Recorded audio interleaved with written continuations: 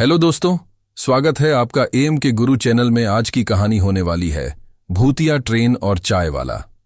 यह कहानी एक पुराने रेलवे स्टेशन की है जो शहर से दूर एक घने जंगल के पास स्थित था। उस स्टेशन के बारे में गांव वाले कहते थे कि वहां एक भूतिया ट्रेन आती है जो आधी रात के समय बिना इंजन के आती है और फिर गायब हो जाती है। लोग कहते थे कि जो भी उस ट्रेन में चढ़ता है वह कभी वापस नहीं आता। यही वजह थी कि उस स्टेशन पर कोई ट्रेन नहीं रुकती थी। लेकिन एक दिन गांव में एक नया चाय वाला आया जिसका नाम था पप्पू। पप्पू का दिल बड़ा था और उसे किसी भी भूत प्रेत से डर नहीं लगता था। उसने ठान लिया कि वह इस भूतिया ट्रेन का सच पता लगाएगा। उसके पास एक ट्रेंडी चाय की टंकी और अपने हाथ में गर्मा-गर्म चाय की प्याली थी। वह रेलवे स्टेशन पर जा पहुंचा और वहां का माहौल देखता रहा। सब कुछ शांत था, कोई आवाज नहीं आ रही थी। लेकिन अचानक रात का अंधेरा और भी घना हो गया। आधी रात के करीब पप्पू को स्टेशन के दूर वाले ट्रैक से हल्की सी खड़खड़ाहट सुनाई दी। यह क्या था? पप्पू ने सोचा। फिर उसने देखा कि दूर से एक ट्रेन आ रही थी, लेकिन बिना इंजन के।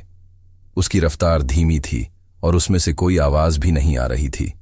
पप्पू ने बिना डर के चाय की ट्रे उठाई और ट्रेन की ओर बढ़ा। वह ट्रेन स्टेशन के पास आकर रुक गई, लेकिन उसमें कोई नहीं था। पप्पू की हिम्मत तो पहले ही जवाब दे चुकी थी, लेकिन फिर भी उसने तय किया कि वह देखेगा कि यह सब क्या है। वह ट्रेन में चढ़ गया और अचानक ट्रेन के अंदर से एक अजीब सी आवाज सुनाई दी। कहां से आए हो चाय वाले भाई? पप्पू चौंकते हुए बोला। क्या आप लोग भूत हैं या फिर कोई जादूगर?